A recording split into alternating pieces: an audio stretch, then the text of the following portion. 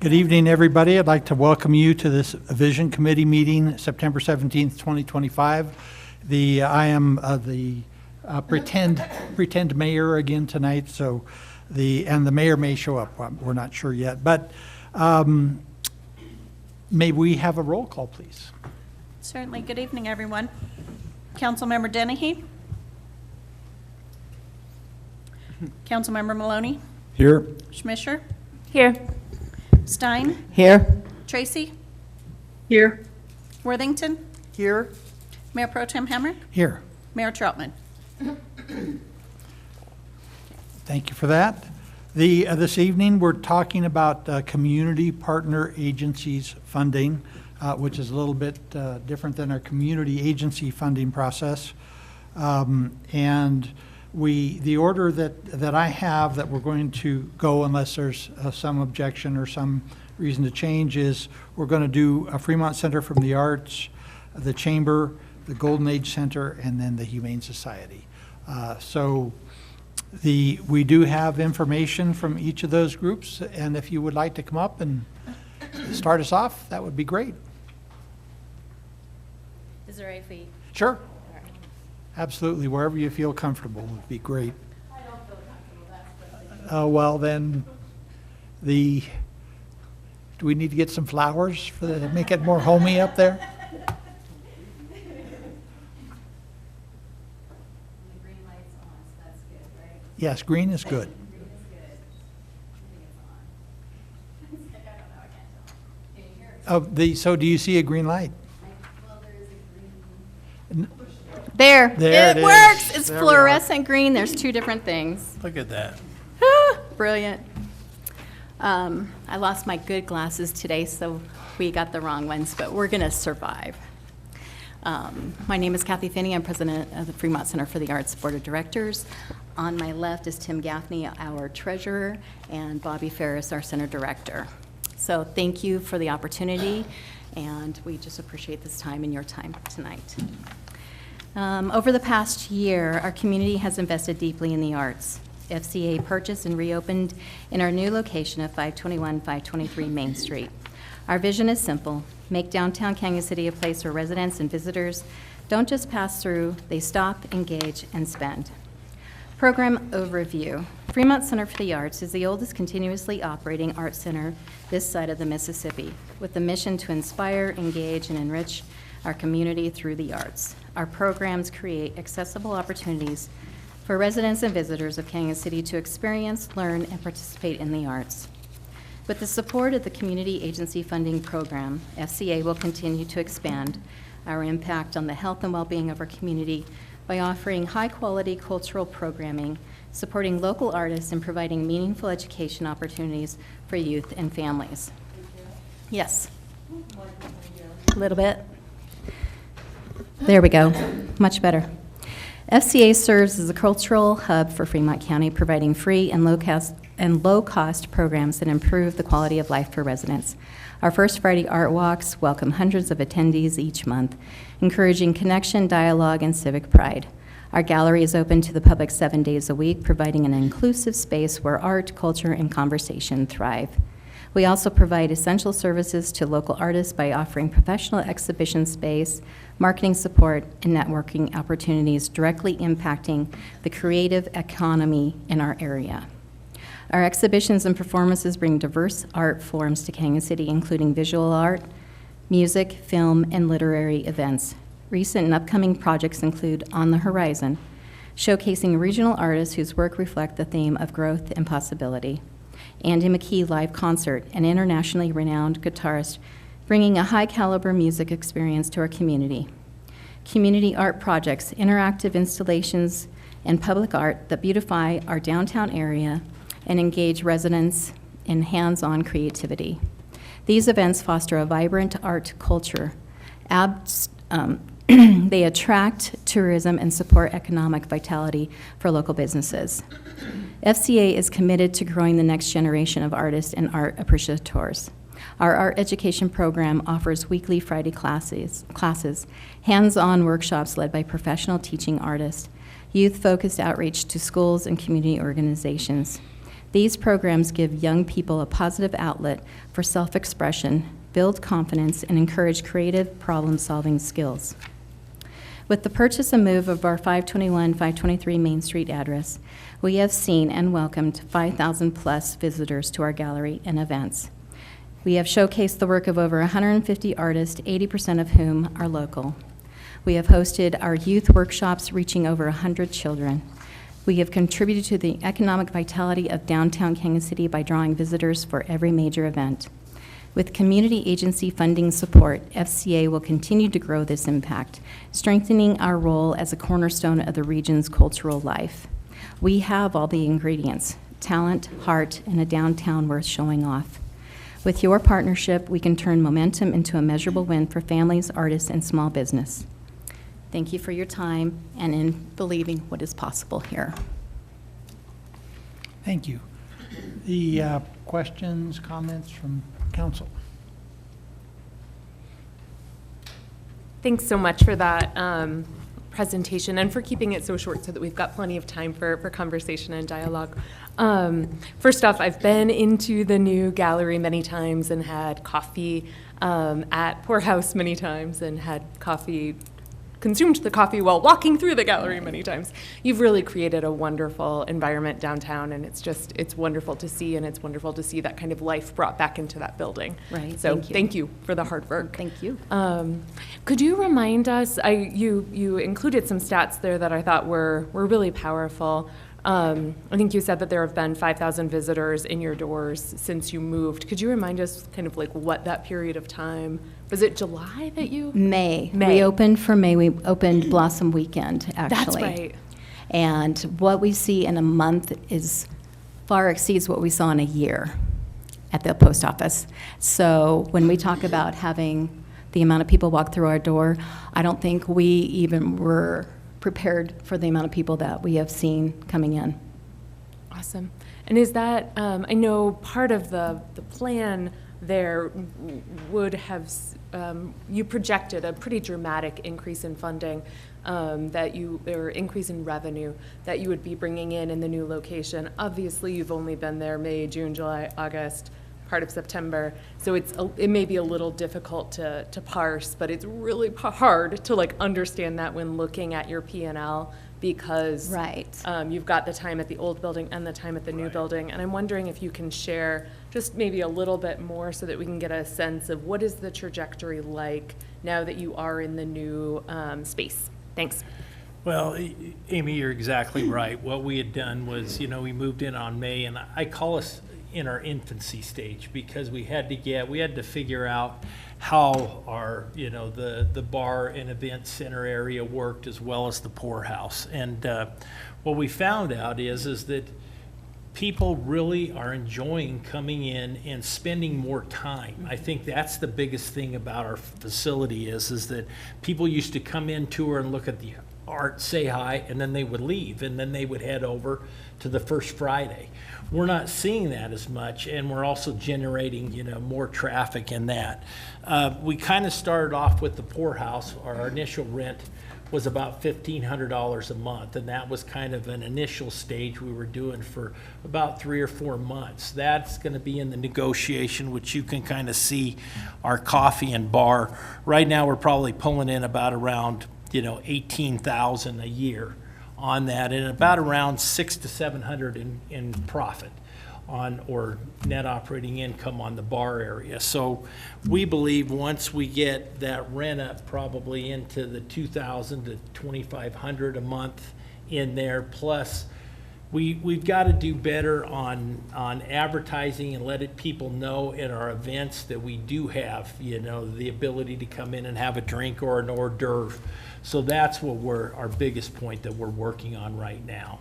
I will tell everybody that given that we own, our own building now, we've also gone out and we've applied for over basically between $500,000 to $600,000 in grants that are now afforded to us because we do own our own space.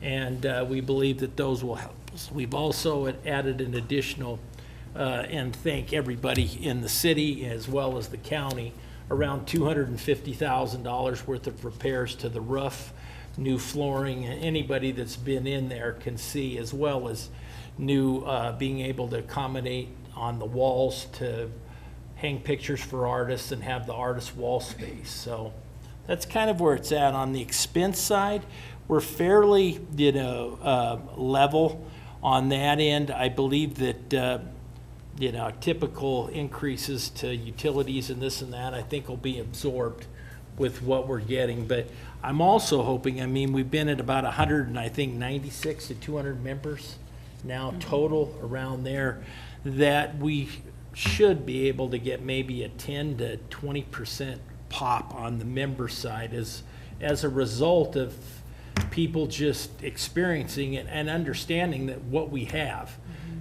That's been the biggest surprise to me. We've been packed every first Friday that I've been there.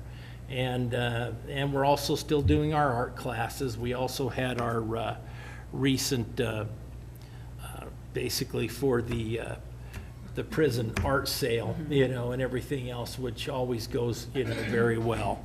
And, you're right, in terms of where we're at year to date, we're down about, I think it was about $66,000, but that is $6,500 a month for January, February, March, April, May.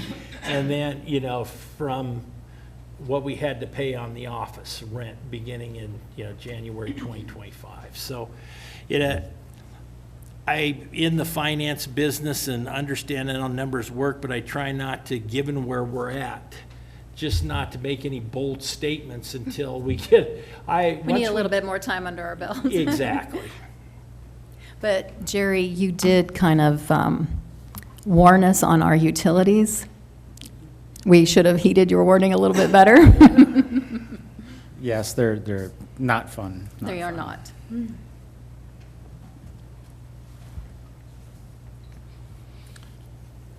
Other questions, comments from council? Oh, I just had a comment. I'm glad to hear that you guys are packed on First Fridays. I think it's awesome. So obviously, this was a great move for you guys. So I'm happy about it. Yeah, it's been an incredible experience for us. And one thing that I did not put in my report was the Summer Sunset Wine dinner event that we held. And we have heard so many encouraging comments from it and how many people enjoyed themselves. So we're planning our next one. We're going to try to do it quarterly. So you'll be seeing that. And plus, we have Andy McKee coming in 2 weeks. So if you love guitar music, please, please, please come visit that because it's an incredible experience. Can I ask a follow-up question just on that? I see Councilwoman Tracy has her hand up, though. Would you like to go first, Emily, or can I ask a follow-up? It doesn't matter. Go ahead. Okay. I had just noticed that the price point on that was quite a bit higher than a lot of the other events in town. So I was just curious if people turned up for that, and it sounds like they did if you're planning to make it into a quarterly event. Oh, for the wine? Mm-hmm. Oh, we did. We had set our cap at 40 because we knew we had that many places to sit at a table. And we sold 26, and it was actually a perfect fit. We had the artists themselves serve the meal, and it was just an incredible experience for them and for those who participated. That's awesome. Okay, thank you for that clarification. Councilmember Tracy? I might have missed this. I've been a little busy. Is there a specific request that the Art Center is making as far as your funding request? I didn't know where that dollar amount was. We are requesting $40,000. I know last year I requested the $100,000 and $1 million, and so this year I put it at $40,000. Thank you for that. I guess a follow-up question on that, if I may. I think it's almost double in what we've typically given in the past. I think has been around 21,000 or 23,000. Could you share a little bit about kind of how you came to the $40,000 number and kind of what that change looks like? So what I'm seeing is it's a return on investment for all of our stakeholders. We know what we're able to do. We see what we're capable of bringing in. We just need a little bit of help. Right now, we are aware that we lost India. We're in the process of replacing her. and another individual in our organization. So we want to be competitive too. We offer $23 an hour, and that may or may not be something that would bring in someone that would have the qualifications that we would necessarily mean. So the $40,000 is going to aid in our programs. Our kids' programs have to be number one. We have to really push on that. There has to be a place where kids can come and learn how to just explore their feelings while participating in art. So there's a lot of options. I mean, I've been moving money around in order to make it work, but I felt like $40,000 was a decent offer. We're open 7 days a week. Before, we were open to the public Tuesday through Friday. So we have really expanded ourselves by opening up 7 days a week. I think I'm pausing because I'm not quite sure how I want to frame this. I think one of the real benefits that I'm hoping to see from FCA moving to Main Street is kind of having this larger, oh, and I'm sorry, Emily, I keep on forgetting to look at the screen before. Is that a new hand? Please go first. Yeah, I just was waiting for our chair to recognize. I can't always tell. When you're online, you can't tell who's there and who's not, so hopefully we still have a chair. Anyway, my question was, it's really good to hear about the increased foot traffic. And certainly that was, I know, an important goal for all of us, and so it's great to hear about that. And I'm trying not to put this in a weird way, but I almost think, well, then how can you maximize that increased foot traffic? And it's not really picking their pockets as they come in the door, but are there things you're either doing or thinking about doing to really financially benefit from that increase? Emily, what I would look at is that the ability to get people in there, with our bar, when we have events, as well as and gain additional monthly income from the poorhouse as a result of that increased foot traffic that comes in, plus having additional, members that see, that come in that maybe they didn't like over where we were at on the post office, or they didn't come over there, but now all of a sudden they're like, I want to be a member and I'm going to write a check to be part of this group, or maybe start making donations on that end. Yeah, I would just love to see, and maybe you're already doing this there, but I'd love to see maybe a little bit more aggressive stance on increasing memberships. And part of that, of course, is trying to take advantage of the increased foot traffic and approaching people, I suppose, about membership if they're not already members. So I think, you have several pieces of the puzzle here. You have the poorhouse bar, different things like that.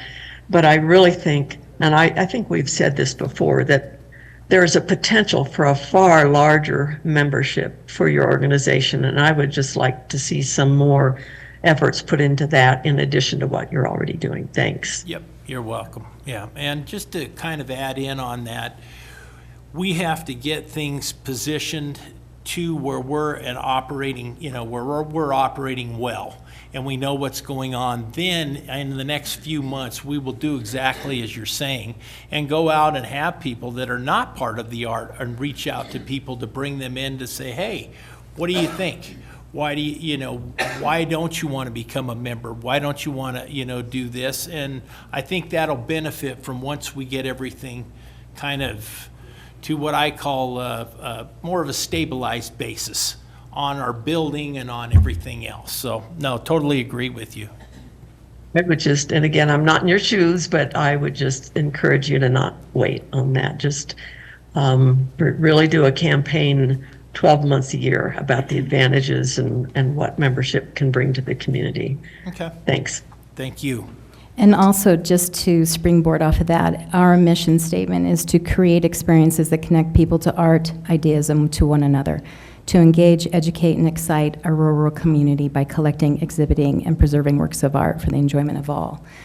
The last thing that we want to do is put a price tag on them coming in, because we feel that our mission statement, our 501c3, is built on something that allows people that can't afford it, come on in, because all the excellent art galleries in Colorado are expensive, and we don't want to make that one of our priorities. But with that, when people come in, then they can see that we do have events, we can host events, we can offer Christmas parties. So if you guys need a place for a Christmas party, we got an awesome, Yes, we awesome do. place. So hook us up. We'll keep that in mind. Councilmember Smisher. Thanks so much. I guess I was hoping that you could share a little bit about how you plan to foster and grow the local art community downtown. We obviously have for-profit art businesses in town, and you're a nonprofit and the only one that receives city funding. So could you just share a little bit about kind of what makes you unique, and like, is that part of your plan and part of your vision to kind of build additional art enthusiasm and art in town, and how do you collaborate and work together and that kind of stuff? Right. Thanks.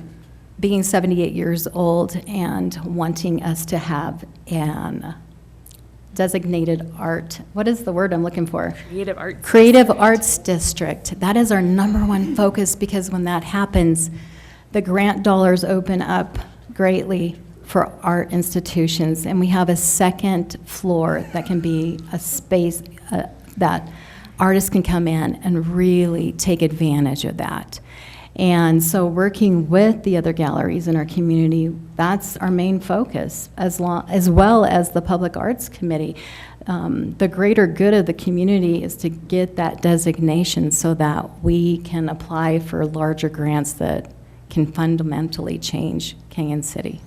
Exactly, and then, we have the new art wall space, and there are private, enterprises in Canyon that do the same thing. We don't go actively out to grab artists or to market to them in those private businesses. If they don't have any space, then we've reached out and said, sure, send them over, and we would do the same thing. And that's kind of what is woven into kind of the cooperation that we're trying to build. Yes. Yes. I am not a math whiz or an accounting, even though I'm a business major. But I keep looking on here. I don't see where you have at least a couple of months' rent from the poorhouse. Is that listed under here under income, and I'm just not seeing it? Under the, let me find that. We had, And that's just- another thing. Just to I make could- sure, just to make sure everybody up here is on the same page, you're looking at the FCA 2026 projected budget, Actually, I'm looking at profit and loss for profit and loss, January Through- through August? through August, yeah. Thank you. It is, and I've been going through with our accountant, trying to get this a little more friendly to our business, like gallery sales and everything else. And I need to look to where that income. I do see bar listed as income, but it's. Yeah, the bar's listed in there Yeah. too, and then we have, it's gallery sales interest. It is in here. Okay. I will let you know that. Like I said, I've problem. been kind of on the run trying to get this a little more straightened out, but that's one, it'll kind of mirror more. Kathy, is kind of our projected budget where we have the coffee shop and the bar at the 30 I grand. did see that, so, Yep. okay, thank you. You're welcome. Yes, Councilmember Schmischer. So as I'm sure you're aware, being members of our community, tourism has been down this year, which means that sales tax is down this year, which means that a lot of our, I would imagine, I don't actually know, because our budget, we normally don't get to see our budget until around October 1, so please jump in and correct me, Ryan, if I'm getting this wrong. But I would imagine most of our city departments are looking at a flat line, if not a decrease, from their 2025 requests. So could you talk us through a little bit about how your projected budget would change if we had to look at kind of where we were with FCA funding, not the 100K for the building, but the 23,100 from last year? What does that look like, and what changes would happen in terms of your operations? Thanks. Well, the biggest thing that we were looking at for that increase, Amy, was to be able to compete in the marketplace for individuals to work at FCA. That's kind of the number one aspect of asking for this increase. We all know where wages are at and how they've, it's tough to find individuals that we would like to have. Thanks, that's helpful. Yep.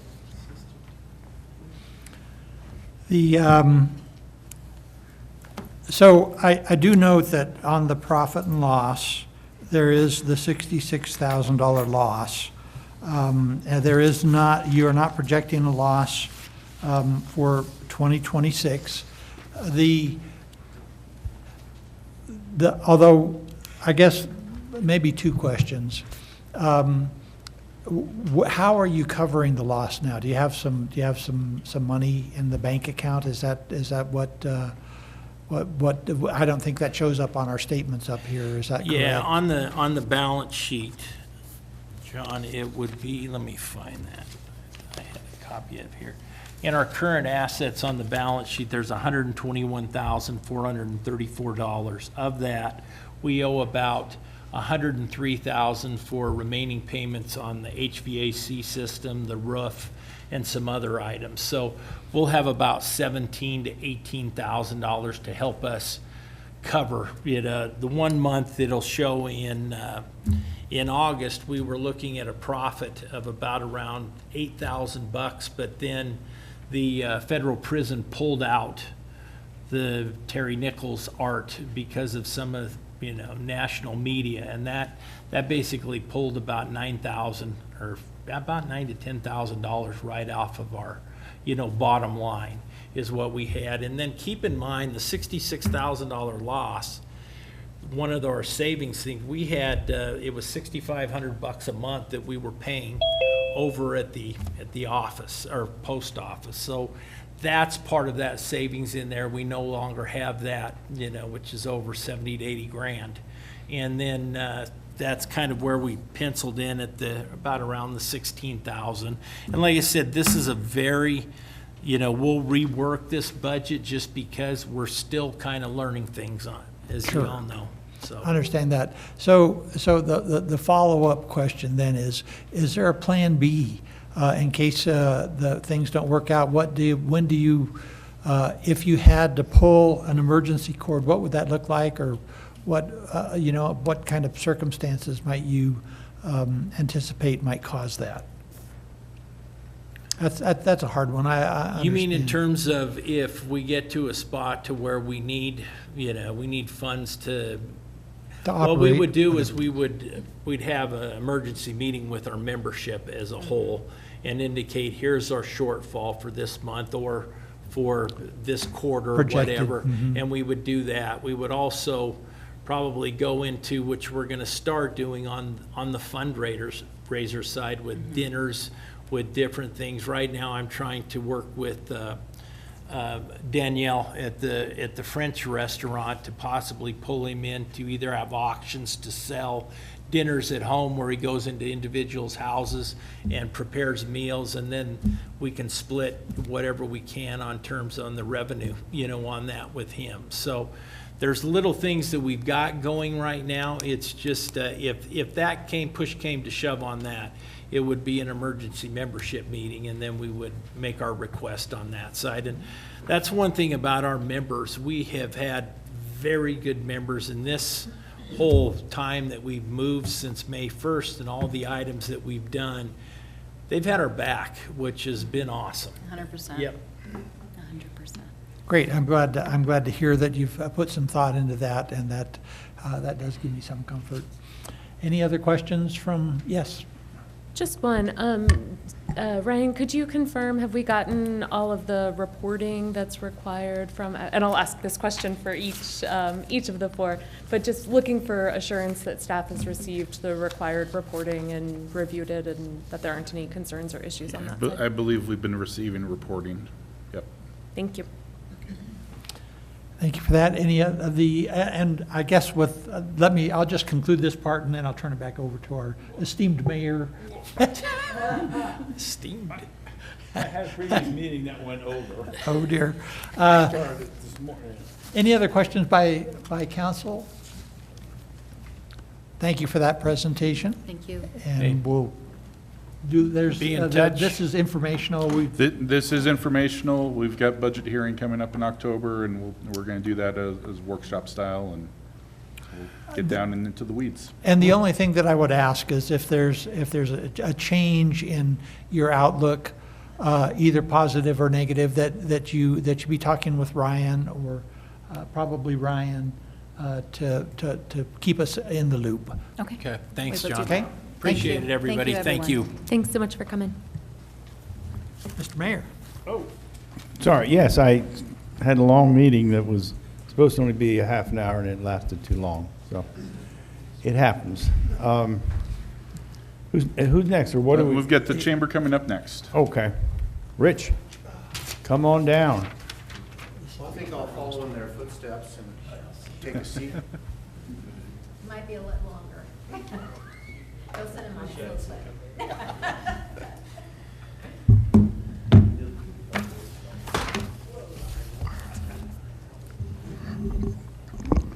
All right, good evening, everyone. Does everybody know this young man here? Not at all. Not at all? It's a pleasure to be here, mayor and council members and the other three amazing organizations sitting in the audience. This is an exciting time, and we're very excited to share a little bit of what we've been doing and what we hope to do, and then answer a few questions. So, did all of you get this whole slide deck to review at your leisure? There's a lot of information in there, and we've been very, very busy the last 12 months. But I'm just going to hit on a few high points here. Am I able to on?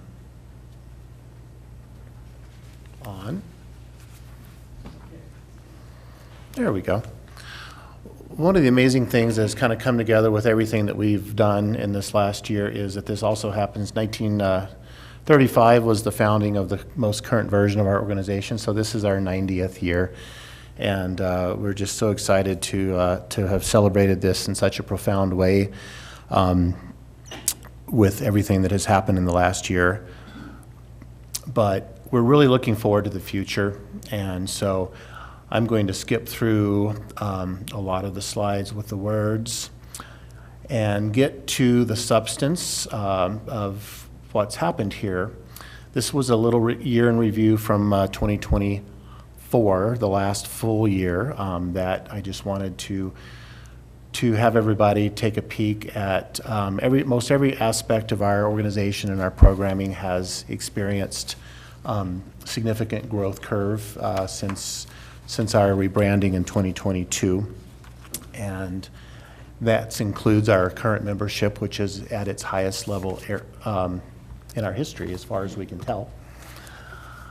And then our other few interesting stats on our other major initiatives, which is we are the brick and mortar of the Fremont County Tourism Council, and what it does mean for our community to try to maximize the return on investment that we put into attracting visitors to the Royal Gorge region. But of course, the star of the show this year was our ability to fundraise, purchase, move into, and remodel the historic 1909 DNRG Railroad Station at 816 Royal Gorge Boulevard, and turn it into not only our headquarters for our Chamber of Commerce and our foundation, but also for the first time in this area's history, a professional regional visitors and discovery center. And in July, we were welcomed into the fold of the Colorado Welcome Center Partnership Program. And then also create spaces for our business community, whether that is one of our 8 individual rentable offices or some of our community conference room spaces. We're still working to build out our media and content creation space, and also an office which we call a flex office that can be rented by the hour or by the day by any business that doesn't have their own office, or it's also free to our nonprofit members as well to come in and use. So this has been a real game changer for us, and I feel like it's also been a game changer for the community. Just a few of the items that have come along with us being able to open this building that I'm very excited about was also our partnership with the Canyon City Police Department and having an office in there for their new dice unit, which they are actually getting ready to occupy at the end of this month. We've been in a lot of different conversations on and with that, so that's very exciting. And the revitalization of what we call Gateway Plaza, which is the green space out in front, which is thankful to the city's vision to partner with us and allowing us to be able to use that space for events. And it is one of our big goals is to continue to build on that and to build out the infrastructure as well. But looking ahead in 2026, one of the things that I wanted to, really fun fact, and some of you have heard this story, but as we were doing the research for this building, we did come across the fact that in the early 1970s, when that was an open platform area still, when the city had purchased the building from the Rio Grande, Mr. Walt Shep, who we all know and love dearly, who was the president of the chamber then, actually had this idea many years ago and was able to fundraise and move the chamber into the exact space that we're in today on the east end of the building. So we thought that was kind of a fun fact for us coming full circle. And most of you have been and toured through the depot. And if you have not had a chance, I'm happy to give a personal tour for anybody that's interested. But the other thing I wanted to focus on really quick before I show a video is our foundation. This has been a really big gift to the foundation as well, because it was formed 20 years ago. And as most chamber foundations, one of the primary purposes is fundraising on various community aspects, but our main one has been scholarships, and that is coming up actually again for the 23rd year next month for our annual Pasta fundraiser dinner in collaboration with PCC. But it has also breathed a little new life into our foundation with a new board and a little bit of an expanded mission. One of these items was the formation of the Royal Gorge Nonprofit Alliance, which is basically an entity that is meant to bring our community's nearly 100 small nonprofit organizations together in a collaborative manner with quarterly meetings and a way to have our nonprofits be able to connect with each other to provide education for them through various avenues and support. One of the ways that we are getting ready to launch is a new community event calendar that I've been talking to several of you about that we're very excited about. For the very first time, we should be able to automatically populate a calendar that has almost every event in this community in one place. And we're very excited about what that's going to mean, especially to our nonprofits that rely heavily on a lot of these events, as we heard from FCA for fundraising abilities. And so they're not scheduling on top of each other, et cetera, et cetera. So we're really excited about this as well. Other things looking ahead for 2026 is we are still getting ready to launch our 5-year strategic initiative that has been named Royal Gorge Rising. And that is included in these 3 goals that you see in front of you. We've actually, through our seed funding process of acquiring the depot, have actually already halfway through our goal 1. And goals 2 and 3 are really important to us because this is what chambers are stepping up doing in most other areas around the state and the country. And that is really getting into more big picture things that really are impactful to the community, including talent pipeline and industry diversification, really a lot of economic development areas where we're working really closely with FEDC in a much more collaborative manner.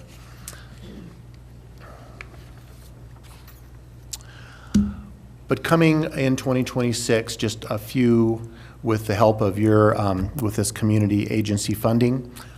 We are really looking forward to launching some exciting programs that are going to really be meaningful and impactful to day-to-day businesses. Since we are now in a railroad station, we're going to capitalize on that theme, and we'll be launching a hyper-local toolkit called Local Motion. And we are hopefully going to be transitioning to a powerful new CRM called Chamber Nation, and that's going to be providing a bringbacklocal.com campaign. We're also going to be relaunching our Chamber Leadership Program. So we're starting a new women's professional group with the support of a peer chamber in Colorado Springs. And I'm looking forward to bringing even more educational programming and networking opportunities to the community as well. So with that, I want to show a 2-minute video, and then we'll have some time to discuss things.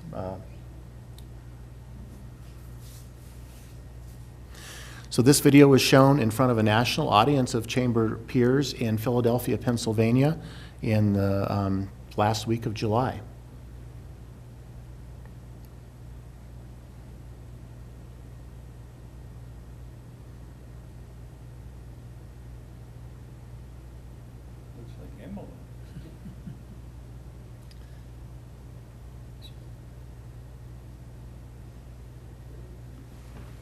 There we go.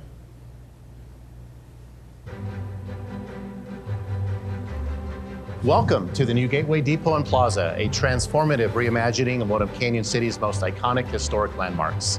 Ideally situated at the intersection of US Highway 50 and State Highway 115 at the edge of our downtown historic district. This former Denver and Rio Grande Railroad station now serves as the 6,000 square foot headquarters of the Royal Gorge Chamber Alliance and Foundation, and so much more. This is where we honor our past while building our future. Within the Grand Hall, we've established the Royal Gorge Region Visitor and Discovery Center with our partners at the Fremont County Tourism Council. This is our area's first dedicated professional visitor center, now also just recognized as a Colorado Welcome Center community partner. This new function elevates our visibility and reach not just locally, but statewide. Although the Grand Hall operates as a daytime visitor center, it easily transitions into a unique venue for evening receptions. The Gateway Depot allows us to now offer a wide range of flexible and scalable spaces open to our members and the broader community. From conference and boardrooms, individual workstations, to a media, podcasting, and content production suite, we've created a one-stop hub for business support and development, collaboration, gathering, and all-around community connection.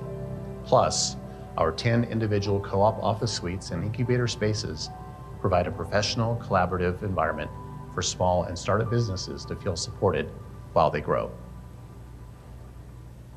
And just outside, our nearly 1-acre plaza green space, shaded by these majestic and mature trees, will come alive with seasonal farmers markets, craft fairs, daily selections of food trucks, pop-up merchants, community gatherings, and fundraisers. To have this new building for the Chamber is incredible. Our community is genuinely excited and proud. Every time someone walks through the doors, they are immediately impressed. This is not just a place to work. It's a space built for momentum. It gives our local businesses a professional home base, and it shows that we are investing in their success. We now have the infrastructure to highlight and support our 400+ members in ways never before possible. Whether it's hosting meetings, educational sessions, or public events, our members now have direct access to meaningful tools and professional spaces. And we're just getting started. With Phase 1 complete, we are preparing to launch a bold 5-year strategic initiative called Royal Gorge Rising. With regional partners, we will be expanding programs, staff capacity, and support systems to better meet the evolving needs of our business community. This is so much more than a re-envisioned building. It's a movement to shape the future of our region. We invite you to come and see for yourself where business grows and community rises.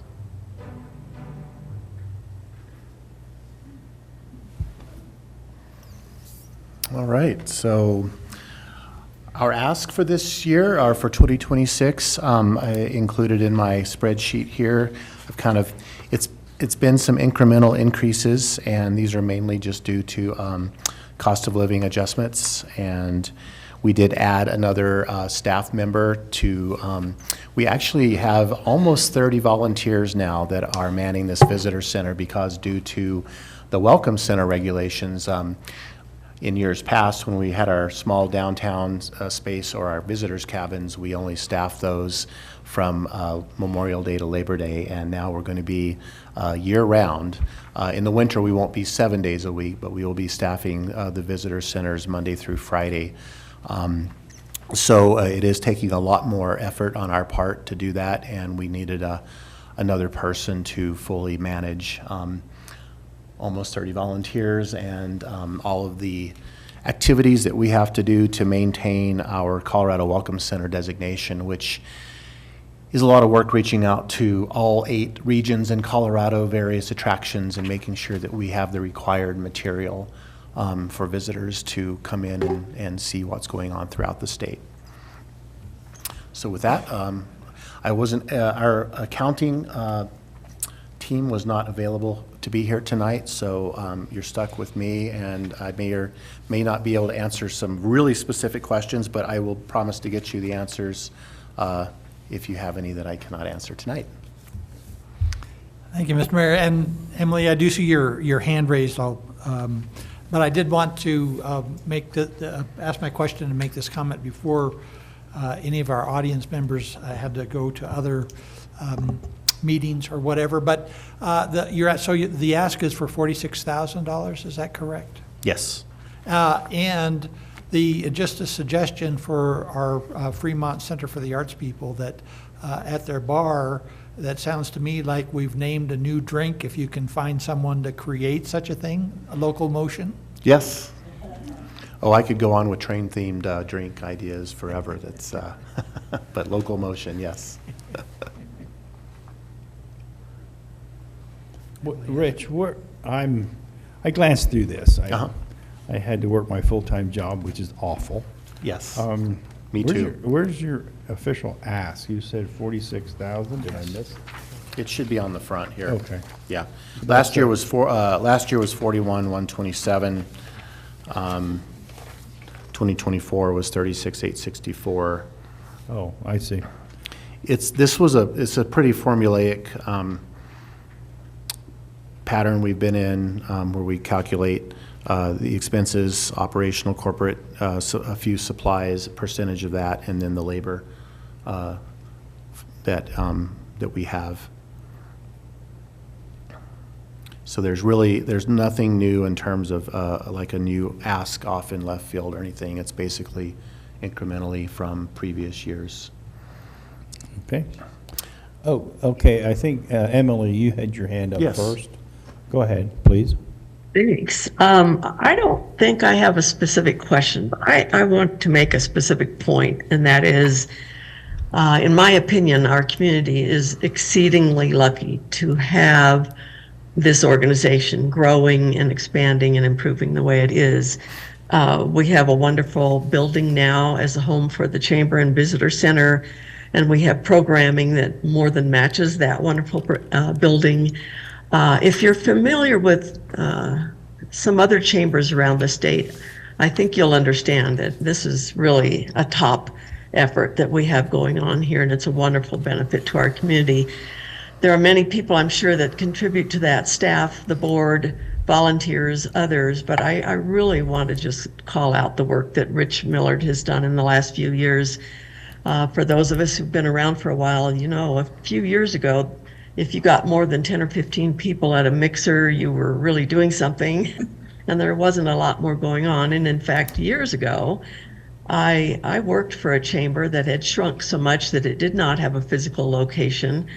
So in order to do my job, which was simply on a part-time basis to answer phone calls that came in, you picked up messages and returned calls, you know, from some virtual place.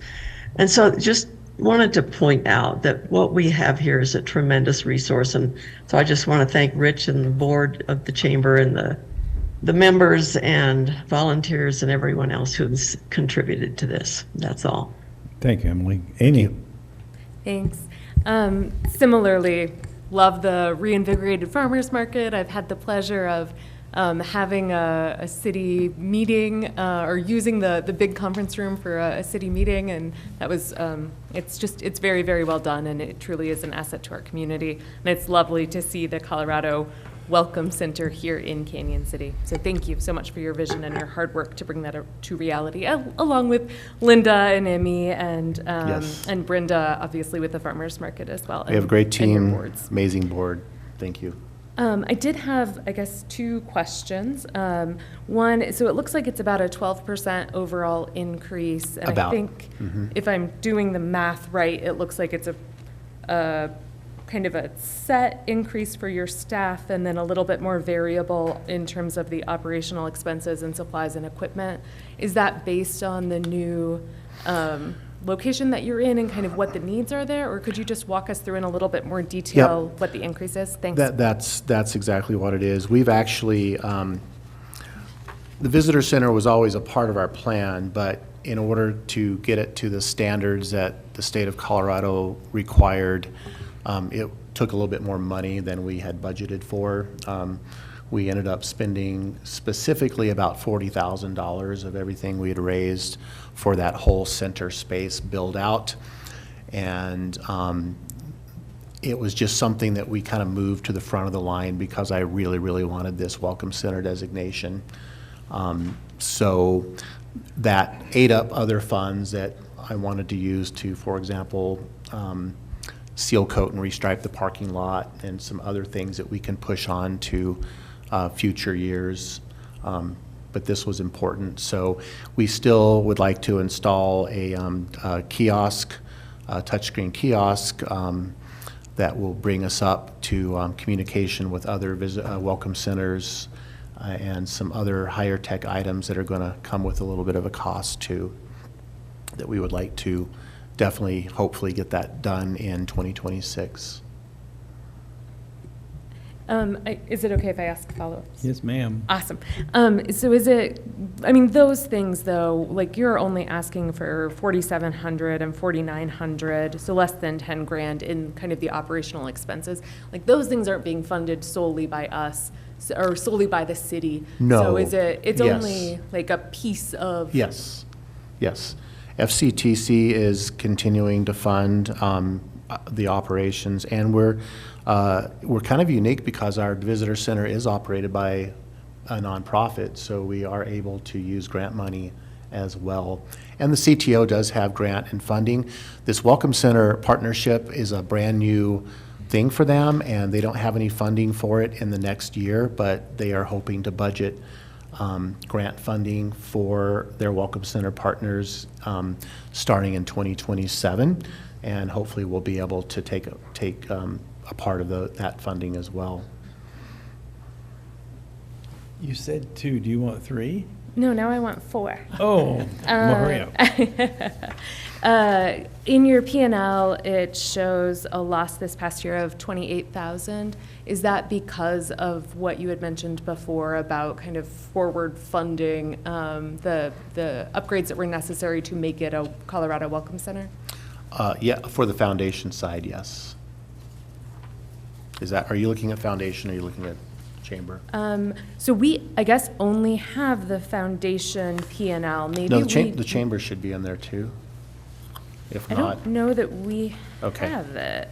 So I guess maybe it would be helpful to, if you, it's probably just what we have printed versus what you've sent over. So I'm sure we'll have an opportunity to look at the chamber budget specifically in our emails. But thank you for that, Rich. Sure.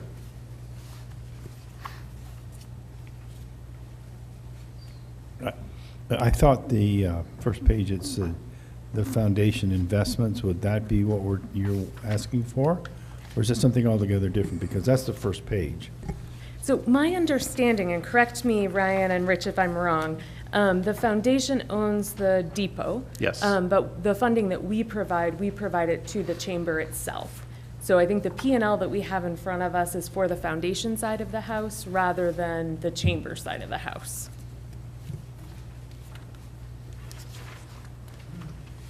Well, I see the value for a building. That's owned by the foundation. That's the very first page. Yep.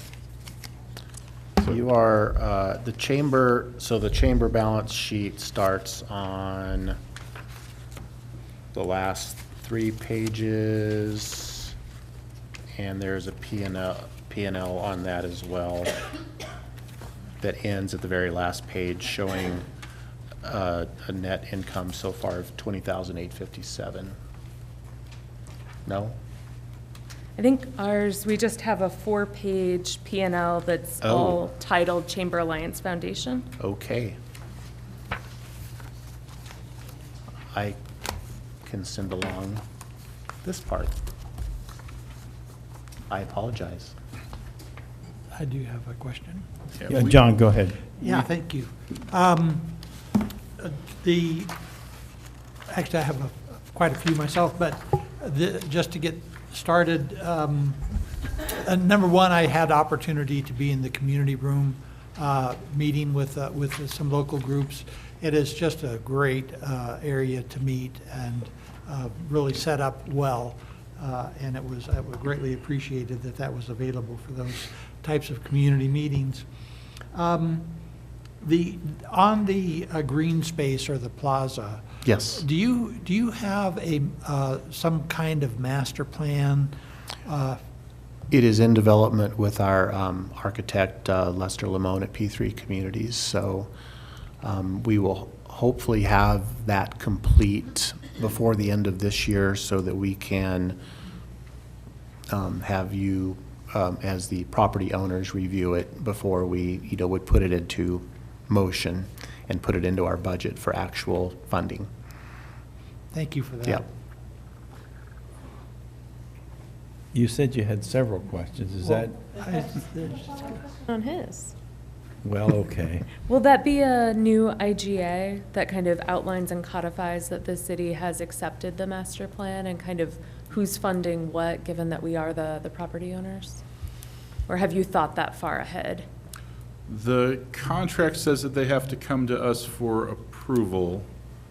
I think it would be something that would be probably included or added as an exhibit to the existing contract, but I'd have to look at it, and it may depend on how they want to phase it. Thank you, and thanks for the gentle correction, obviously, contract rather than IGA. Thank you. So the contract you're getting from Lester Yes. will outline it all, or a step-by-step process, or is that your? Yeah, is what we would do, what I've asked for, from him is basically a complete vision that we would hope to be Okay. able to do within 5 or 6 years, and then break it into digestible chunks that we could fundraise for each year. Okay. Anyone else? Yes. Okay, John. Okay, thank you, Mr. Mayor. I wanted to say I had an opportunity this morning to listen to Rich talk about the community calendar. He did touch on that briefly. It's through a software called Yodel, and to me, it is so sorely needed in this community. I mean, both as a planning tool where various organizations can look and see if something has been scheduled for a particular day to look for conflicts, but also as just a general place where members of the community could go to see almost anything that's going on in Canyon City, from sporting events at the high school to FCA events to, elk events or Rotary events or all those. Or kinds of city things. council meetings. And council meetings. Sometimes that's not always a good thing. We want to keep those secret. We'll have to build in a code for that. I'm just kidding. I'm sorry, go ahead. No, perhaps one more thing, and that's the last thing I've got. But on your scholarships, speaking for myself now, not speaking representing the council, when I was a returning student to college, I was coming back to a small community college in Southern California. And the first semester I was back in school, I managed to get all Bs, and the local Kiwanis Club gave me a scholarship. And that really made a lot of difference to me in my self-esteem and in being able to set goals and perhaps achieve goals. And I would just recommend that as you look at scholarship recipients, that you not necessarily focus on the stars, because they seem to get lots of money from everywhere, you know. But look at maybe the second tier of people that get scholarships. There sometimes, what from my personal experience, sometimes that can have a lot more impact than giving it to somebody that already has 5 full funded scholarships. Absolutely, 100%. And PCC has kind of stepped up in reviewing those and looking for just that type of a thing. I announced at the FEDC board meeting this morning that since this scholarship program began in 2003, we have raised over $80,000 in scholarships explicitly for local students to continue their education here at PCC. So that is extremely important to us, and it's important to the community to try to keep our talent here. Thank you. Are there any more questions from council for Rich? Jerry? I just have a statement. I'm glad to see that this, what did you call it, Yodel? Yes. Has come to fruition after I brought it up in 2011 when I was chamber president. So that's really great news. Did they have that technology back then? The difference I between, just had to get some credit there. the difference between then and now is artificial intelligence. Well, I'm so old, Yodel used to be like a cake or something like that we ate as kids. Yes. It's an amazing software piece, and that was something that I got from at least a dozen of chamber peers that said you have to see this and use it because it makes a huge difference. Yeah, I have seen that before from, I don't know where it was, but it's quite an interactive calendar. So, Amy? But as you get more into your process, like I said, I'm happy to provide additional information. We do not completely have our full draft of our 2026 budget done yet, but as soon as we do, and that usually for our timeline happens around the second week of October, I can provide that to you as soon as we have it.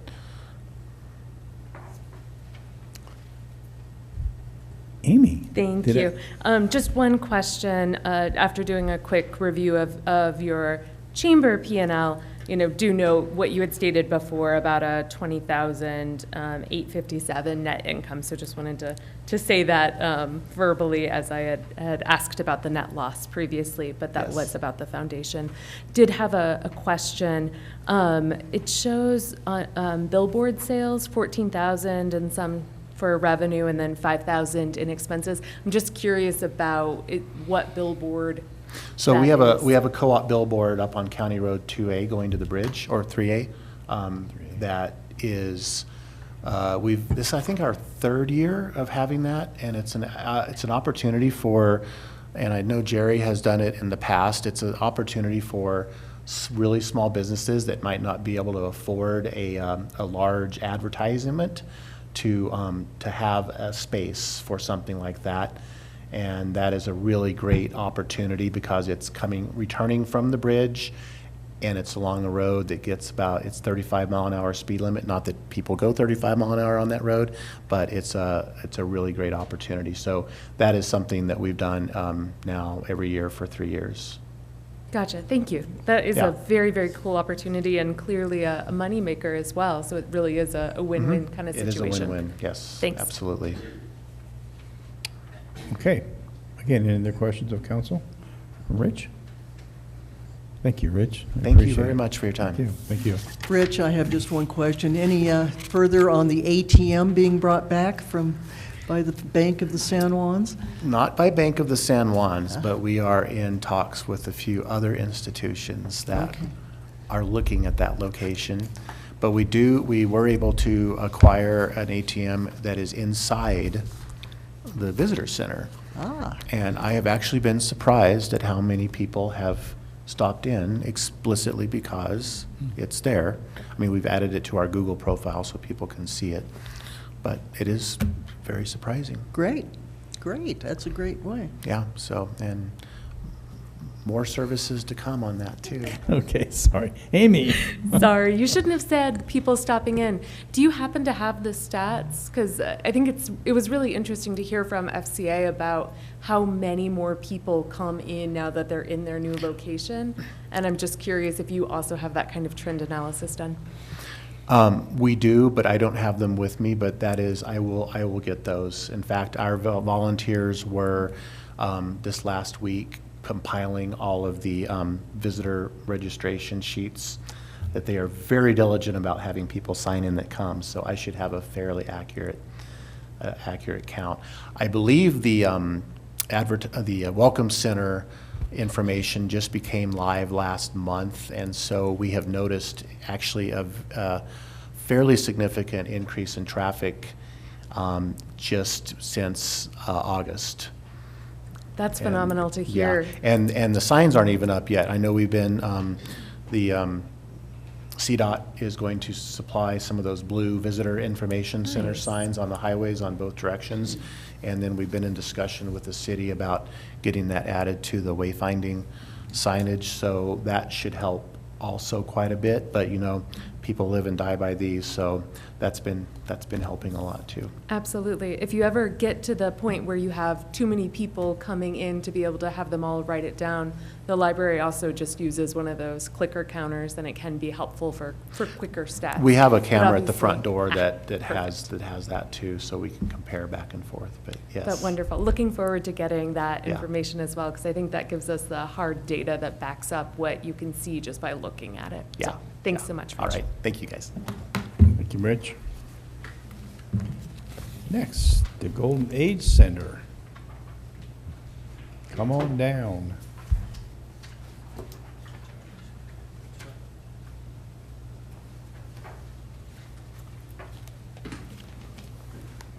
Well, good evening. I guess it's after 6 now, so it's good evening to everyone. Thank you for the opportunity to come before you and visit once again. It's always a pleasure to be here, and thank you again for your support in the last several years of the Golden Age Center. I am quite excited to share with you the activities that and the growth that we've seen over the last year, and provide you some photographs and some numbers to go along with that. On behalf of the Board of Directors of the Golden Age Center and the members, again, thank you for letting us be here and visit with you about this. So to get started, I think this is probably one of the middle slides there. So let's start at the very beginning.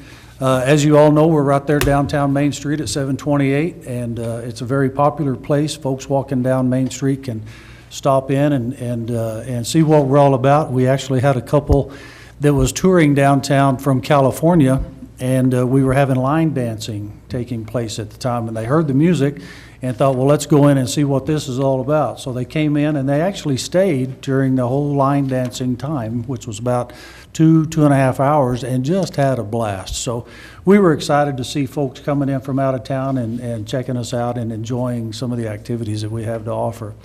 So our activities start, and we encourage, our membership starts at about 50 years of age, and we encourage anyone from 50 years of age and up to come on in and see us. But of course, we offer activities that include kiddos as well. We've had high school seniors come in and do classes for us.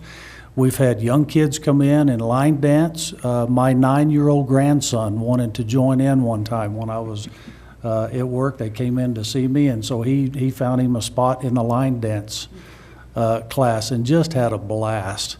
I couldn't get my 6-year-old grandson in there, but the 9-year-old had a phenomenal time. So, but anyway, we are certainly open to anyone and everyone in the community to come in and take part in some of these activities.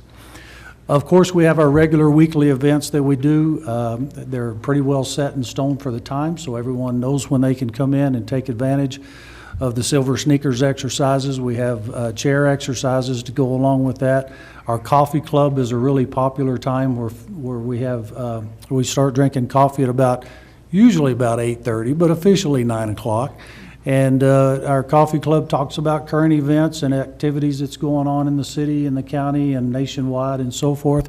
Right now, the topic of discussion is football. Of course, football's right around the corner, so they're talking about football and the end of the baseball season, and so that's just a lot of fun. We have a lot of the folks that come to the coffee club, and I love sitting and listening to the coffee club because it's a world of knowledge and a library of information, because we hear about you know, what they did during their years of working and where they traveled and the experiences that they had. So Coffee Club is an open invitation to the council.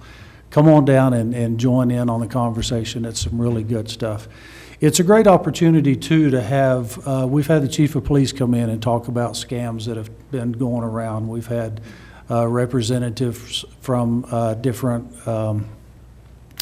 areas of the city talking about, you know, voting measures, you know, of course, nonpartisan, but things that have to do with the city and give information. And information and knowledge is very important. So there's a lot of good questions that are asked during that time. So we encourage anyone and everyone to come take part of the Coffee Club. But that's not misspelled either. That's coffee and club on purpose. One of our newest classes that we've started is Golden Needles. We have several ladies and even some gentlemen that have come in and started to learn how to knit and crochet. And I would encourage you to come down and listen to the conversation. It's a hoot. We have a blast, and I say we, it's more they, but I enjoy visiting with everyone that's there and listening to some of the conversations to that as well. And then, of course, we have the wood carvers. We have a display of some of the work that our wood carvers do every Thursday, and I would encourage you to come down and take a look at that. These men and ladies that come in have their fine-tuned knives, and they are doing some of the most delicate, intricate work on wood that I have ever seen. And so we're proud to display some of the work that they've done over the years. So come down and take a look at that. We have live music the first Friday, the second Friday, and we have a movie night on the third Friday. The movie night has become quite popular, and so everybody gets together and comes up with a movie that they want to watch that they've either never seen or they want to see again. So we set tables around, and you know, everybody pitches in for some snacks, and we watch a movie on that third Friday. But anyway, here's a couple of pictures of the live music that we have on the first and second Fridays. Mountain Blue is on the second Friday, and Cliff and Kelly come in and play for us on the first Friday. So come on down and scoot a boot with us. We'd love to have you. I was talking about the line dancing a while ago. We are up to 4 classes now in line dancing. That's up, I think, 1 from last year. We're actually looking at a 5th class now. We're having difficulty finding a time frame that's available because the building is packed Monday through Friday. Friday up until about 2 o'clock, it's pretty packed. We've got a lot of stuff going on, and 4 of these classes are in the building there. So Mondays at 1:30 to 2 is absolute beginner. This is kind of a fun class. If you cannot count to 8, we encourage you to come to this class. It is absolute beginner class. And it's a lot of fun too. Everybody, you know, kind of, we all laugh with one another and, you know, try to keep the beat to the music. But you can see it progresses on from there. So we have a lot of fun with the line dancing classes. There's some pictures there of our line dancers. We have to move the tables out of the way, and we've had to move quite a few tables out of the way because there's such a crowd. We've had as many as 40 participants in some of those classes, and they have a really, really good time. You know, the goal is to keep moving, socializing, get out, visit, and make new friends, and line dancing is just one of the areas that we have that allows our seniors to do that, and we do. We have a good time. I've actually learned 3 dances, so come on down and join me. We'd love to have you. One of the other programs that we have is we partner with UACOG with the nutrition program. You can see up there on the left-hand side a room full of folks that come down and eat lunch with us every single day, Monday through Friday. Mitzi does a great job. She hand cooks all of the meals. It's not frozen, it's not thrown in the microwave and served. She comes in early of a morning and begins to cook the meals. We have convection ovens, we have stoves, you know, the commercial size dishwasher and so forth, and she pours her heart into cooking meals for everyone that comes in every single day. And she has her staff and a world of volunteers that come in. And one of the things that I like about the nutrition program is, of course, first and foremost, it's good nutritious meals. Some of our seniors wouldn't get this type of meal if they had to cook it themselves. So they come down and they get a good nutritious meal, but they also get the socializing part of it. And the other thing about it that I like is when they come in, They sign in, they get their silverware, and they find somewhere to sit, and they can visit. They don't have to get up and get their food. They don't have to clean up after themselves. We do all of that for them. We get to serve our seniors.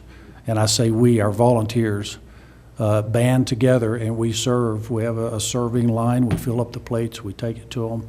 And I would urge you to come visit with us sometime and eat a meal. As you can see, I have enjoyed several of those meals. And Mitzi does a great job doing that. So, and it's just a pleasure to be able to serve our seniors a good, healthy meal and listen to the conversations and the roar of the conversation as they're enjoying that meal. So, and then when they're done, they get up and go. We clean up after them and get that taken care of. In the middle picture there at the top, we've had I've lost count. 4, I guess, gnome building activities. It's a teacup with a saucer. Turn the teacup over. We have crafts. They build a gnome out of those teacups. And I tell you what, we've got some pretty creative folks. They come up with some really great ideas. Halloween, Christmas stuff, it doesn't matter. They do a lot of good work, and it's a lot of fun. There's some more photographs of some of the activities that we've got going on. Over in the right-hand side with the group that's in the purple shirts, that's how much they enjoy the dancing. They all went out and got matching shirts. And they do that with silver sneakers, too. Jim does the silver sneakers. And so they have each day they have, like Monday's a green day, and Tuesday's a yellow day, and Wednesday's a purple day. You know, they buy T-shirts because it's kind of a cohesive group, and they have a really good time. So they really enjoy doing that. In the bottom right-hand corner there, that's Mountain Blue. Like I say, they come in on the second Friday of each month and play for us, and we have a really good time with that.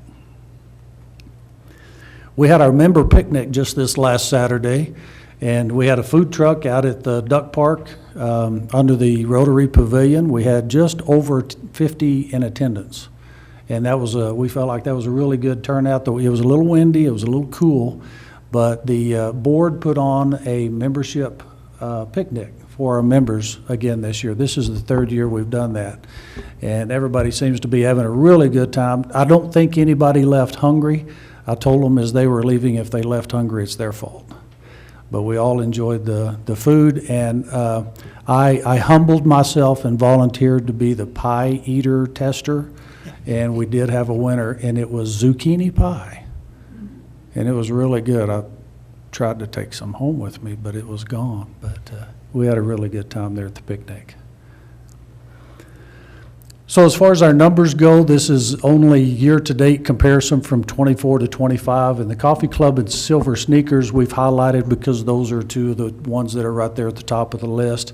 It appears that their numbers are down a little bit, which is really not surprising because it's only a part of the year. We have a lot of snowbirds, if you will. You know, they go to different places during the wintertime or even the summertime and vacation at different places. But if you look at all the other activities, we're up at 1,000. We're up over 1,000 from last year, and I attribute that to the new activities that we have going on. For example, we have round dance lessons that are taking place in about 30 minutes that I hope to make. But we're doing round dance lessons now. We're on our 2nd round of square dance lessons for this year. Every second Wednesday, we have a square dance, and I say we, the Rural Gorge Promenaders has a square dance. So we're doing square dancing now. So we have a pinochle group, card group that's coming in and playing pinochle. So come on in and play pinochle. We have another card group that's interested. I think they're wanting to play bridge. So we have another card group that's wanting to come in. So we're hoping to get those folks lined up and on the schedule. So we are growing. Some of our current groups, kind of wave. They come and go, but we have some more groups coming in that's kind of taking up the slack, if you will. So more activities. We always have, of course, the ping pong and the pool and puzzles. Puzzles is very, very positive, very active. We have some of our seniors that sit there for hours and put together puzzles. We'll go through a puzzle a day. because that's really popular. So it's just a lot of fun. And what's really fun is when you walk by the table and you take a piece of puzzle and you keep walking, they see that. So I have to go back and put it back. That's right. They catch me every time I do that, but that's a lot of fun. We have a lot of fun with that. Our board put together one of 2 fundraisers that the board does every year. Most recently, this was a big garage sale. We had a lot of stuff. I don't know if anybody was able to make it, but it was on a Saturday a couple of weeks ago, and we had tables full of a lot of craft items.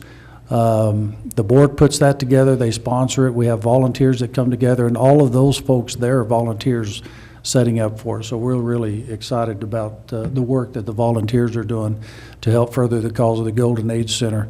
I think we raised just over $2,000, about $2,200 on that fundraiser. So we were excited to see that. They had a lot of fun. And there's some more photographs of the lunch in the Silver Sneakers groups. I have to close my door sometimes. They get a little noisy in Silver Sneakers and line dancing. They're hooping and hollering and singing along and clapping and carrying on. It's really a lot of fun. And then this is the movie night that I was talking about. Everybody pitches in and gets chips and dip or cakes or whatever they want to eat while they're watching the movie, and we set it up like a mini theater, and we have a big screen TV in the dining room, so we put a movie in and we watch a movie and enjoy some good food and conversation only before the movie starts. Of course, I've got to talk about Fremont County Transit. We love Fremont County Transit and the services that we're able to provide to the community. Any trip in Fremont County is free. All they have to do is call us up and book a trip. We'll take them anywhere in Fremont County, from the north border to the south border, the east border to the west border, and it's absolutely free. We're thrilled to be able to do that. We've opened up the western part of the county a little bit. We get phone calls from Cotopaxi and even as far as Howard for folks that need to come into town to buy groceries or go see the doctor or whatever the case is. We do make trips out of county. We do ask for an out-of-pocket expense for that because it is out of county, and those are only medical trips. We think that's very important that our seniors be able to, or even county residents in general, be able to get to those doctor's appointments. So we did open it up to out of county, but there is a small fee for that. We are a non-emergent transportation company, so anyone that is a Medicaid recipient, any trip that they make, we are actually licensed to go anywhere in the state. We don't do that because we don't have the resources for that, but we do go to Denver. In fact, one of our drivers went to Denver yesterday for a resident of Cotopaxi that is a liver recipient, and so he needed to go for a follow-up, so obviously we took him up there, and we're glad to be able to do that.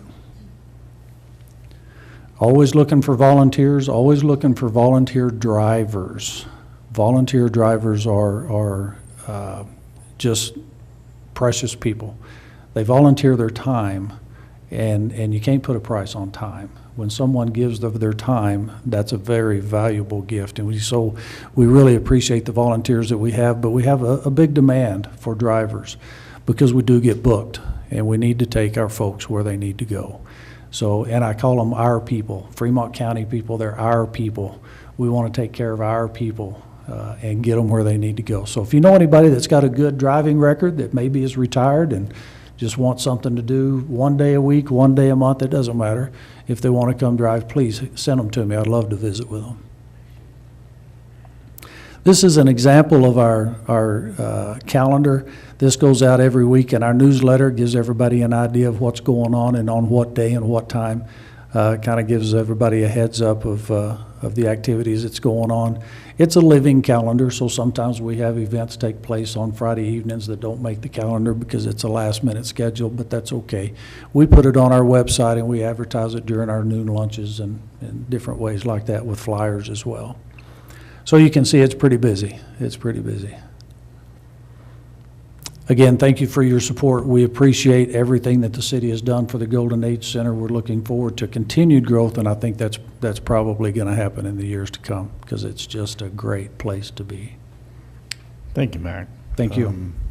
Any questions of council? I could have guessed that. except from her. What happens? Amy? go Yes, ahead. ma'am. If somebody wants to play pinochle with me, I'm going to ask them when and where I should show up. Well, I know where. Please do. I do have a couple of questions, and I may have missed it in the budget documentation. What is the ask for this year? So the ask is going to be the same as it was last year. Okay. We're not asking for an increase, although I will mention that because we are an NEMT provider, and let me give you that number right quick, 36,750 is what it was last year, and that was split between the Golden Age Center and Fremont County Transit, 36,750. Sorry. which would be 18. 18,375, I think. Okay, Yeah, total. Yeah, Awesome. sorry about that. For No, each. not Yep. at all. And can you remind me, in past years, we kind of had this clause about county funding. Now we just, now the Golden Age Center, or in recent past years, the Golden Age Center knows that they can just rely on this That funding was from us. removed a couple of years ago. Okay, yes. perfect. I do have additional, but I'm happy to defer if other people have them as well. While we're on that topic, Mac, are you receiving other funding from any other local agencies or local governments? No, we do receive 5311 funding from FTA and there, but no local governments. Amy, go ahead. What I was going to follow up, though, if I can, is I might mention,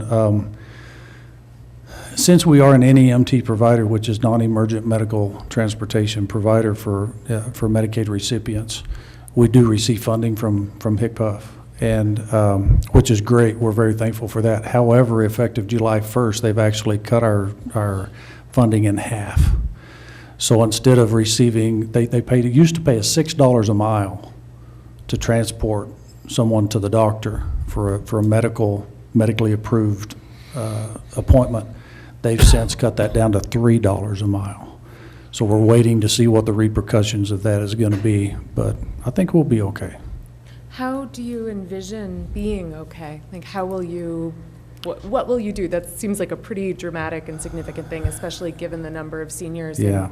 on Medicaid in our community. We don't know what the future is going to hold for that. We're hoping that our ridership continues to grow, and we're able to make those trips that are going to be beneficial to the income side of it. But when I was talking about volunteers a while ago, the volunteers is really the bridge, if you will, because we don't have to pay a volunteer. We pay a staff member. So if we're able to get volunteers that can get credentialed to take those trips, that's going to be a tremendous help. And we've actually had several volunteers that are fairly new to the organization come in and say, hey, we want to help. So we're utilizing them as much as we possibly can to do those longer trips, because that, of course, is more expense. And so with that cut having taken place July 1st, we don't have really an accurate picture yet, because it's only been about 2 months. We want to give it a little more time to see how it is. But honestly, the decrease hasn't been that much, that significant at this point. Time of year makes a difference. Distance of trips makes a difference. We have, some of our regular riders that go for treatments on a regular basis. Some of our riders are going to Colorado Springs or Pueblo for, cancer treatments and things like that. Well, those treatments end. Thankfully, we're very glad to see that. But at the same time, we have others that come in and kind of take those places. So, getting the word out, letting everybody know that we are an NEMT provider, and increasing those opportunities for transportation for those folks, we're hoping will make up the difference. And we just tighten the belt. Thank you, Mac. Mhm. I would ask if you could continue to keep staff, maybe through Ryan, sorry, Ryan, we're putting a lot on you tonight, informed though, because if that does start impacting how many people you're able to provide rides to, or if that does impact like whether or not that's a service that you're able to provide, I think that may be something that we would want to know about and maybe want to engage on at the state level, because that's Sure. a really valuable resource for our community. So, It really is. And I might just add too, just as a side note, we've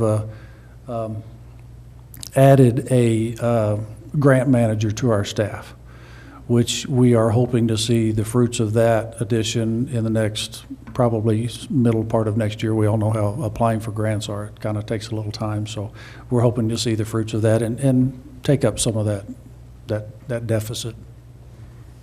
Emily, go ahead.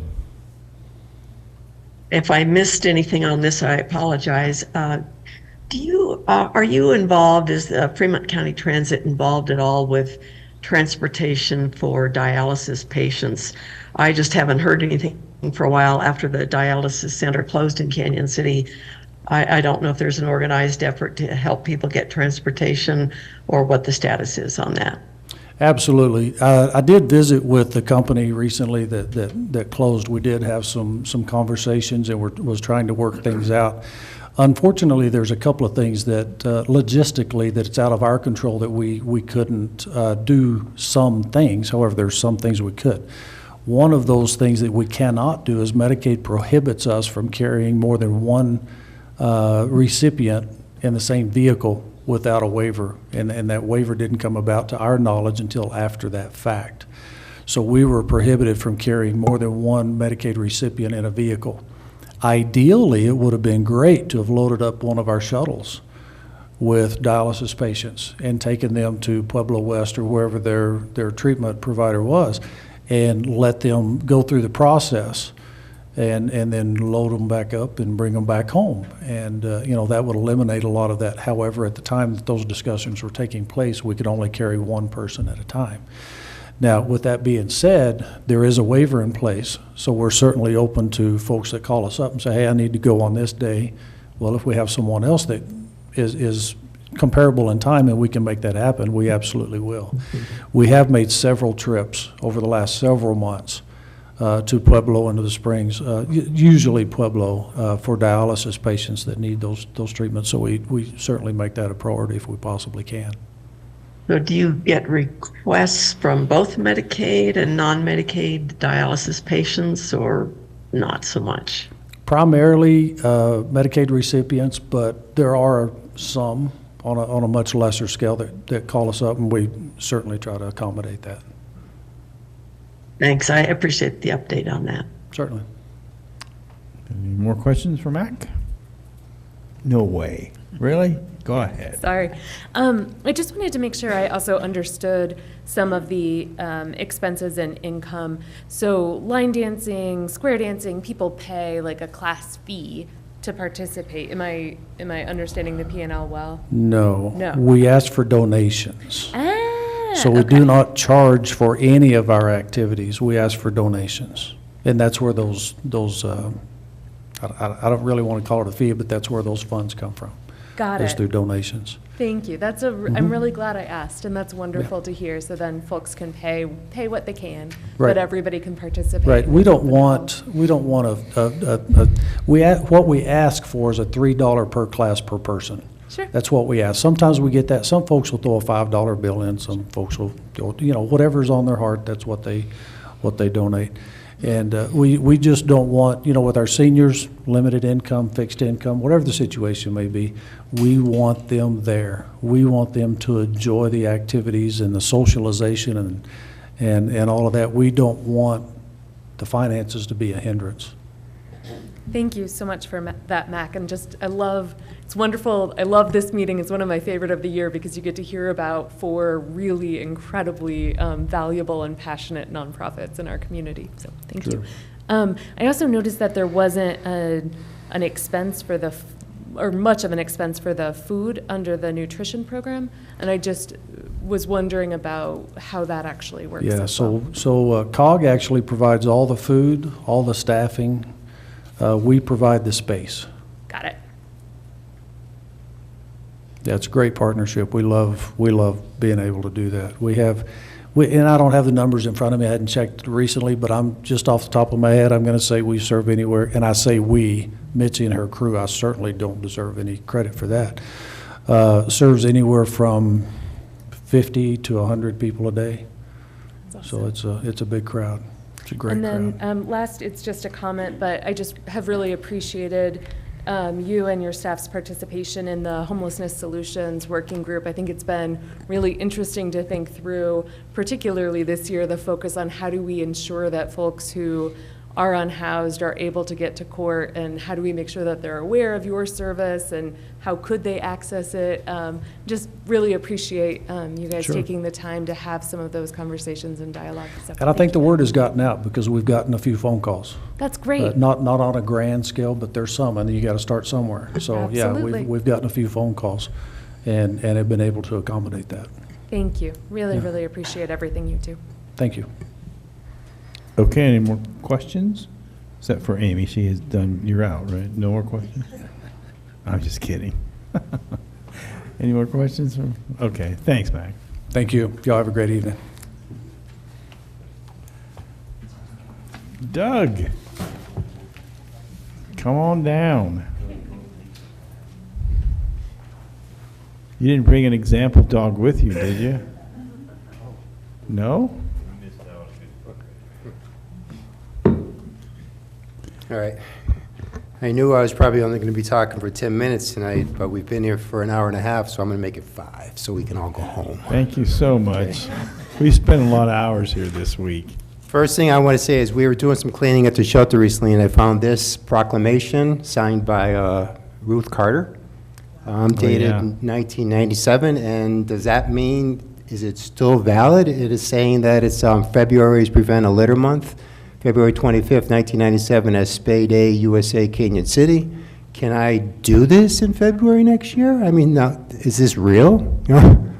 Yes? You want another proclamation, or what are you saying? No, I found this. You know, we found this. So it says, can February 25th of next year be Spay Day, USA because of this? Yeah, you might come back to the new group, which will be a new mayor, and ask for another proclamation. Okay. Is that right? Yeah. Yeah, Doug, for those proclamations, they're usually annual things, and we bring them forward every year. So if that's something you'd like to do, we can talk about that. I don't think we've had Spay Day Canyon City in many years, but would certainly love to talk about when it would make the most sense and see if Sure. the next council would be supportive of it. Sounds uncomfortable. Okay, we just took up a minute of my time here, so. I gave you all a 3-page report, and I have a 1-page right here, so I'm going to summarize everything that I wrote for you folks. Last year was the most difficult financial year in my 10 years here as a director for the Humane Society. We ended the year with a $44,535 loss. First loss ever in my 10 years. We have never lost a penny, and that was a significant year for us. We began the year with a $25,000 shortfall in contract revenue over a contract dispute, so we had to make some budget cuts. The first thing we did was we reduced the operating hours. We had 2 sets of hours at the shelter. We had winter hours, which was we closed at 4 instead of 5, and we had summer hours where we closed at 5. Well, we've been on winter hours ever since, and we may be on winter hours probably forever, you know, just to pay the bills. We had 1 manager and 2 2 frontline positions open. They're still open. So by the end of the year, our salaries were $28,700 less by the end of the year. If we didn't reduce those salaries, we would have saw a loss of around $73,000 for last year. So it was a tough year. One thing that we saw was emergency medical expenses rose to $37,658. Emergency medical is simply stray animals. Somebody brings us a stray cat, a stray dog, and it's very sick or it's very injured. We send the cat and the dog immediately to our vet. The 3-year average for emergency medical across all 7 of the areas we work with is $39,169. The 3-year average just for Canyon City is $20,032. And year-to-date, Canyon City's at $15,053 just in emergency expenses. Last year, we also saw a social media fundraising decline. That's just where we put a plea on Facebook. Last year, we had a net of $28,294 versus the previous year, we had a net of $5,900. So we weren't getting an awful lot of people donating to the shelter last year on Facebook. Memorials were down last year as well. It's an impossible line item to budget for because it just is. And my end of the year letter was also down by $26,000. I was also declined 4 grants. one from the state of Colorado, and I've talked about this to you folks before, about the discrepancy between the animal shelters here in Colorado. And I'm pretty happy to say that the bill that I helped write and that I testified in front of the House and Senate for passed. So we are a no-kill animal shelter, and the state of Colorado refuses to fund us through the license plate fund, where the license plate fund, it says adopt a shelter pet. You pay extra for those, and that money goes into a fund, and that fund comes down to animal shelters. Well, because we're a no-kill animal shelter, we haven't received a penny. So this new bill that just passed states that it's equitable, so it should be coming down here. And I'll say this, the day after the bill passed, I received a rejection email from the state. So I'm sure they're pretty pissed off at me. 2024 triumphs, we had a 98.17% live release rate. That is the 10th year in a row, the 10th consecutive year in a row that we have the highest live release rate in the state of Colorado. Pretty proud of that. It's soon to be 11 years because we have a 98.9% save rate through last month. We had the reclaim rate, that's when somebody loses their cat or their dog, was an all-time high at 42%, and I say all-time high, all-time since I've been here for the past 11 years, and adoptions were the third highest ever at 44%, so my team is doing a remarkable job. Currently, first 6 months of this year were solid. Financially, they were very solid. July pushed us in a hole of $23,076. You may have heard about the 48 cat hoarding case that happened a couple of weeks ago. We still have approximately 28 or 29 of those cats left over. I want to acknowledge Chief Schick. He contacted me the night before, said this was all going to be happening. And I also want to say that Chief Schick did a fantastic, very professional job making sure that these cats got out safe and got to the shelter in one piece. So thanks, Chief Schick, for that. And I also want to say that, and I was sharing this with Amy prior to, this morning I was talking with the Custer County Sheriff's Department. They are serving a warrant on a house tomorrow morning, and he says that there is at least 30 to 40 cats in an outside barn, and he sent me a picture of the inside of the house taken from the outside, and there's at least 10 cats staring back at you here, so God knows how many cats are in that house. So hoarding cases happen all the time, but back-to-back is typically not it. So I've been working diligently trying to get people to help us out with this case, which should be going down tomorrow morning. So the proposed budget you have in front of you is the best estimate at this date. I like to finalize the budget closer towards the end of the year, but it's a close estimate for 2026. The contract between the shelter and the city for next year is $86,400. That is a 5.5% increase, or $4,994. And I want to just end with this. I've been here before recognizing Jolene for doing a wonderful job for the city of Canyon City, and I just want to again state that she is just remarkable. Between her and Chief Schick, I could not have a better relationship with the city of Canyon City and you folks, so thank you. Thank you, Doug. Jolene Inman is our CSO supervisor. And just in case folks on council haven't had a chance to personally meet her, she's really wonderful. Any questions? Excellent. Let's go home. Amy? Okay. Thank you, Doug, so much. Well, I do have Wait, one. wait, You have he's one? gone. Wait, no, go ahead. Almost. What is your ask for the county? For the county is 70, hold on.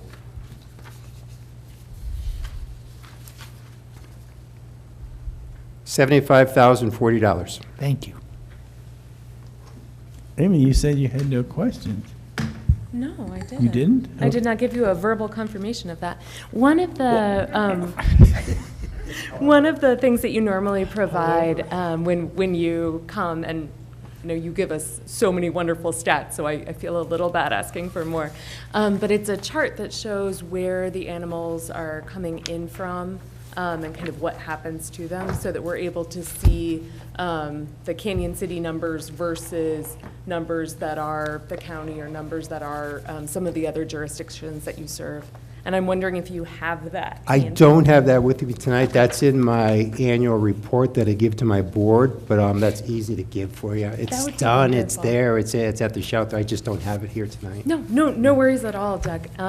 Would just, if you don't mind shooting it over via email, I always think that that's really interesting to look at Sure. the trends and see how we're doing as a community, and where animals are coming from. On the, I gave you a key indicator thing here. It's just, no, you're right, that's not there. That's just in total. I'll get it for you. Thank you. I appreciate that. And I think that the piece of that I normally try to tie back then is where your funding sources are coming from versus where your animals are coming from, just so that we Sure. get a sense of like, are the people of Canyon City paying their fair share? Are they paying more or less than, kind of the percentage-wise? The majority of the animals you get are always from Canyon City, and I think they're always going to be that way. I'm sad to hear that, but also completely understand. The last question that I had was, it's a 5.5% increase. Could you just talk a little bit about, is that kind of an across the board? Is that staff salary based on cost of living adjustments, or what does that? That's way less than I would like to ask. I would like to ask a lot more than that. It's just the cost of doing business. There's no, I know Rick was saying before, he's got this formulation. There's no formulation there. It's just, we just look at, what our expenses are going to be for next year and figure out what that's going to be. I wish I could charge more. I just don't think I should charge more. That's all. Understood. Thank you. Okay. Thanks again, Doug. Thank you so much. All right. We're about done? We spent enough time here this week, or? So, all right. Thank you. We're adjourned.